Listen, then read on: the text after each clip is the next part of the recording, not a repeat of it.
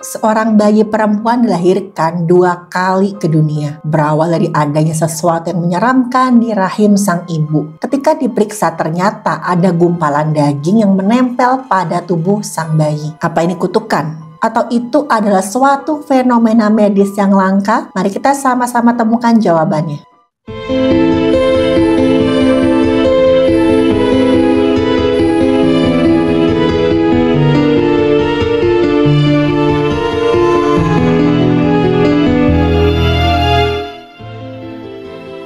Halo, saya Dr. Stefani.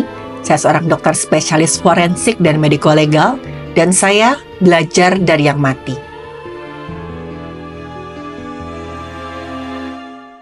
Ada seorang bayi yang dilahirkan sampai 2 kali. Ya, teman-teman gak salah dengar, kasus ini benar-benar terjadi. Apakah kasus ini adalah fenomena mistis atau medis? Supaya kita tahu jawabannya, mari kita telusuri kasus ini lebih dalam. Kasus ini terjadi di Amerika Serikat pada tahun 2016. Waktu itu ada seorang perempuan bernama Margaret Boomer. Dia sedang hamil dan usia kandungannya mencapai 16 minggu. Margaret pun menjalani pemeriksaan rutin seperti yang biasa dilakukan oleh ibu-ibu hamil. Tapi tiba-tiba aja ada sesuatu yang mengejutkan terlihat pada pemeriksaan. Ketika dilakukan USG dalam rahimnya Margaret ini ada hal yang lumayan mengerikan. Di pangkal tulang ekor janinnya Margaret, ada tumbuh sebuah gumpalan daging yang besar dan sangat menonjol. Masalahnya, gumpalan ini terus-terusan membesar. Dokter pun menduga kalau gumpalan tersebut adalah Teratoma sarcococcygeal. Teratoma sarcococcygeal adalah tumor langka yang muncul di dasar tulang ekor, antara sakrum dan juga tulang coccygeus. Ini paling sering ditemukan pada bayi baru lahir atau bahkan saat masih ada dalam kandungan.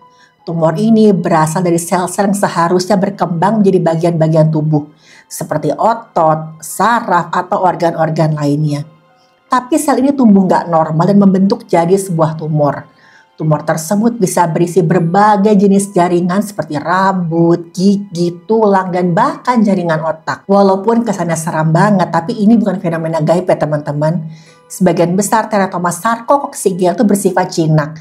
Tapi ketika ukurannya terlalu besar dan tumbuh cepat, tumor ini bisa menekan organ-organ di sekitarnya. Tumor ini bisa menyebabkan komplikasi serius seperti hidrops fetalis atau penumpukan cairan di tubuhnya janin. Akibat jantung bekerja terlalu keras untuk menyuplai darah ke tumor. Ditambah lagi, ada resiko ukuran tumor yang sangat besar bisa membuat persalinan normal sulit, sehingga sering dilakukan operasi sesar. Dan tumor inilah yang ada di janinnya bayi Margaret.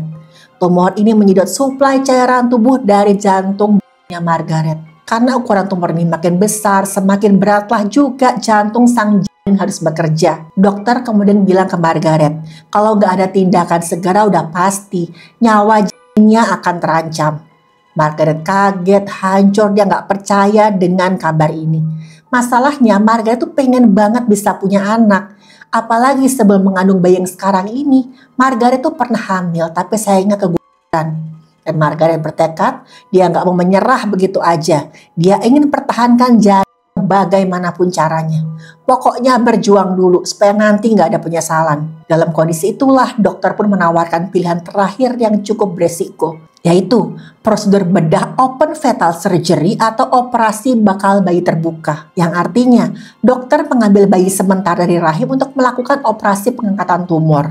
Dan bayi ini bisa dikatakan akan lahir sebanyak 2 kali. Yang pertama, saat dilakukan operasi, dan yang kedua ketika persalinan yang sebenarnya. Tapi dengan catatan teman-teman kalau janinnya masih selamat setelah operasi. Karena tindakan ini sangat-sangat beresiko tinggi. Bagi janin bisa terjadi hilangnya nyawa janin. Resiko lahir prematur bila rahim gagal mempertahankan kehamilan setelah operasi. Bisa juga terjadi infeksi ketika kantong ketubannya bocor. Bisa juga terjadi hipoksia atau kekurangan oksigen selama operasi. Resiko kambuhan tumor bila tidak seluruhnya terangkat, sehingga perlu operasi lanjutan setelah lahir. Dan waktu itu, usia kehamilan Margaret mencapai 23 minggu. Margaret pun memutuskan untuk saya akan menjalani operasi ini. Menurut Margaret, ini adalah satu-satunya harapan untuk menyelamatkan nyawa anaknya. Lebih dari 20 orang tenaga medis hadir untuk prosedur operasi ini. Karena tadi teman-teman, ini adalah operasi yang sangat sulit dan sangat-sangat beresiko. Jadi pertama-tama, rongga perut Margaret dibuka, lalu kandungan atau uterusnya dibuka lagi sehingga kantong ketuban kelihatan. Tim medis membuka kantong ketuban dengan teknik khusus agar nggak pecah. Tim medis menarik bagian bawah tubuh tersebut keluar dari rahim, sementara kepala dan dadanya tetap ada di dalam. Itu semua dilakukan untuk menjangkau tumor yang menempel di tulang ekor. Dan saat itu jantung sang janin sempat berhenti berdetak. Tim medis harus melakukan pengembalian detak jantung, memberikan cairan, bahkan transfusi cairan tubuh langsung ke. Dengan kehati-hatian luar biasa, dokter pun memotong jaringan tumor. Sekitar 90% tumor berhasil diangkat. Tapi mereka harus berhenti karena terlalu beresiko jika dilanjutkan. Setelah operasi selesai, dokter menutup kembali rahim dengan teknik khusus agar cairan ketuban tetap terjaga dan tidak terjadi kebocoran, atau dikenal dengan preterm premature rupture of membrane. Tapi meskipun ditutup, resiko dinding rahim dan amnion atau kantong ketubannya itu enggak sekuat sebelum operasi. Bagaimanapun ini pernah dibuka. Oleh karena itu, sang ibu harus bed rest total untuk mencegah kontraksi dini. Inilah yang dilakukan oleh Margaret. Setelah operasi selesai, Margaret hanya bisa berbaring penuh kecemasan berharap nanti bisa lahir dengan selamat. Dan Margaret harus bed rest selama kurang lebih 12 minggu. Ketika kehamilan mencapai 36 minggu, Margaret pun melahirkan anaknya dengan operasi sesar. Dokter berkata, ini adalah contoh keberhasilan operasi yang sangat luar biasa. Karena dia bisa bertahan setelah operasi besar, rahim bisa ditutup lagi dan bayi lahir mendekati cukup bulan. Keberhasilan operasi ini sebenarnya tergantung pada 3 faktor. Yang pertama, ukuran sama sifat tumornya. Kalau tumornya besar dan banyak menyedot cairan tubuh, resiko gagal jantung akan jauh lebih tinggi. Yang kedua, waktu operasi. Semakin awal dilakukan, semakin sulit menjaga rahim tetap bertahan sampai janin cukup bulan. Yang ketiga, kondisi ibu pasca operasi. Bed rest, semantauan ketat, dan pencegahan kontraksi dini adalah kunci. Dan bayi Margaret ini pun diberi nama Linley Hope. Namanya mengandung arti harapan dan memang kehadirannya ini adalah buah harapan Margaret untuk punya anak. Meski lahir dengan berat 2,4 kg, dia sudah jauh lebih kuat dibanding saat tubuhnya sempat keluar pada usia 23 minggu, yaitu ketika operasi pengangkatan tumor. Tapi perjuangannya Linley nggak berhenti sampai di situ. 8 hari setelah kelahirannya, dia harus kembali ke meja operasi. Sisa tumor yang menempel di pangkal tulang ekornya harus benar-benar dibersihkan agar nggak tumbuh lagi. Operasinya lagi-lagi berjalan dengan lancar. Setelah itu, Linley harus tinggal cukup lama di NICU atau ruang perawatan intensif khusus bayi. Untungnya bayi Linley pun bisa bertahan hidup. Karena kasus ini memang cukup unik, banyak media yang kemudian meliput tentang Margaret dan juga Linley. Dalam wawancara, Margaret mengaku kalau memang bagaimanapun sebagai ibu dia merasa khawatir setiap lihat Linley menjalani perawatan. Dia tuh merasa nggak sanggup kalau harus kehilangan anaknya lagi. Baginya, Linley adalah harapan terakhirnya. Saat berita tersebar, banyak orang yang mendukung Linley supaya selamat, supaya bisa bertahan hidup.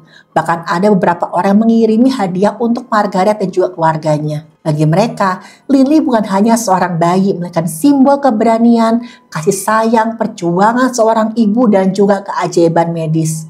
Setelah beberapa minggu, akhirnya dokter memperbolehkan Linley pulang dari rumah sakit. Meski sekarang sudah sehat, Linley tetap harus menjalani pemeriksaan secara rutin. Satu ginjalnya bekerja ekstra karena ginjal lainnya nggak berfungsi gara-gara efek operasi yang dia jalani sebelumnya. Dokter juga memantau otot-otot panggulnya, khawatir operasi di area sana bisa mempengaruhi perkembangan otot. Bagi Margaret dan juga keluarganya, semua perjuangan ini layak dijalani. Margaret berkata, setiap kali melihat wajah putrinya, dia selalu teringat hari ketika anaknya tersebut berjuang untuk terus hidup. Sekarang, setiap senyuman Linley adalah jawaban atas semua ketakutannya Margaret.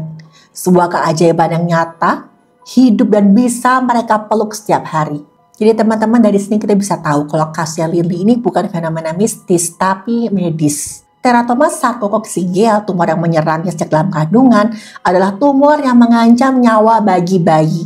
Terutama, Sarkococcus sigapa dan Lini ini berukuran besar sekali dibandingkan tubuhnya ketika masih berupa janin. Tumor ini punya pembuluh sendiri yang menghisap suplai cairan tubuh dari jantungnya janin. Akibatnya, jantung janin harus bekerja beberapa kali lebih keras. Gak cuma memompa cairan ke seluruh tubuh, tapi juga ke tumor. Kondisi ini bisa menyebabkan gagal jantung janin atau fatal heart failure.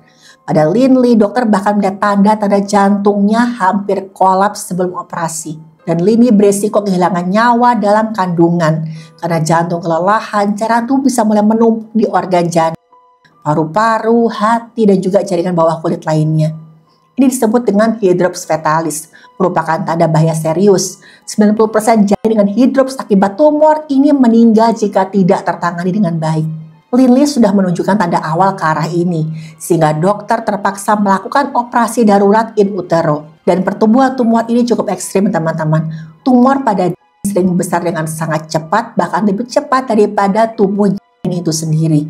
Kalau dibiarkan, tumor bisa menutupi rongga panggul dan perut, menekan organ-organ vital hingga menyebabkan janin nggak bisa berkembang dengan normal. Pada Linley, ukuran tumor sudah hampir sebanding dengan tubuhnya ketika usia 23 minggu kehamilan. Setelah operasi pun sebenarnya masih ada resiko yang mengancam nyawanya Linley. Bila bayi lahir dengan tumor besar yang belum diangkat, ada resiko pecah atau kebocoran cairan hebat ketika proses persalinan. Ini sebabnya Linley harus lahir lewat operasi sesar untuk mengurangi trauma pada tumor. Kasus seperti ini sebenarnya sering berakhir dengan tragis, teman-teman. Di beberapa laporan kasus medis ada juga bayi yang mengidap tumor yang sama dengan Linley. Salah satunya adalah sebuah kasus yang melaporkan dengan tumor besar yang menyebabkan penumpukan cairan di seluruh tubuhnya janin. Tapi kasus ini hasilnya beda dengan Linley. Meskipun dilakukan berbagai macam tindakan medis, jantung janin pada kasus ini nggak bisa bertahan, sehingga bayi meninggal sebelum cukup bulan. Kasus-kasus seperti ini memperlihatkan bagaimana rapuhnya kehidupan janin yang ada tumor besar di tubuhnya. Linley ini dianggap sebagai salah satu contoh paling terkenal dari bayi yang lahir 2 kali dan masih selamat. Dan kisahnya dikutip di berbagai macam jurnal kedokteran serta konferensi medis internasional. Nah sekarang, kira-kira bagaimana keadaan Linley ya? Hingga tahun 2025 laporan dari rumah sakit menyebut kalau Linley tubuh normal layaknya anak-anak seusianya. Dan bahkan nih teman-teman, sekarang Linley sudah duduk di bangku sekolah dasar. Linley dikenal sebagai anak yang cukup aktif. Karena selain sekolah, dia mengikuti 2 aktivitas sekaligus, yaitu ballet dan jazz dance. Dan kondisinya tetap harus dipantau dengan ketat, karena ada 1 ginjalnya yang berfungsi. Tapi secara keseluruhan, Linley tumbuh sebagai anak yang ceria, penuh energi dan sehat. Dia adalah bukti nyata bahwa kombinasi ilmu pengetahuan, teknologi, dan keberanian bisa menembus batas-batas yang dulu dianggap mustahil. Kisah ini juga membawa dampak lebih luas. Banyak ibu hamil dengan janin bermasalah sekarang lebih berani mencari bantuan karena mereka tahu ada harapan kalau mereka mau mencoba. Linley menjadi simbol bukan hanya bagi keluarganya, tapi juga bagi dunia medis, bahwa setiap nyawa layak diperjuangkan bahkan sejak masih ada dalam kandungan. Teman-teman, dunia medis memang bisa menghitung resiko dengan angka, memberi persentase peluang hidup, tapi persentase nggak pernah sama dengan kepastian. Bahkan nih, ketika dokter mengatakan kemungkinannya kecil, selalu ada ruang untuk keajaiban ilmu pengetahuan dan kekuatan hidup itu sendiri. Kasus bayi Linley membuktikan bahwa operasi yang nyaris mustahil pun bisa berhasil ketika ilmu, keterampilan, tekad, dan keberanian semuanya bersatu. Gak semua kasus sulit harus berakhir buruk, teman-teman.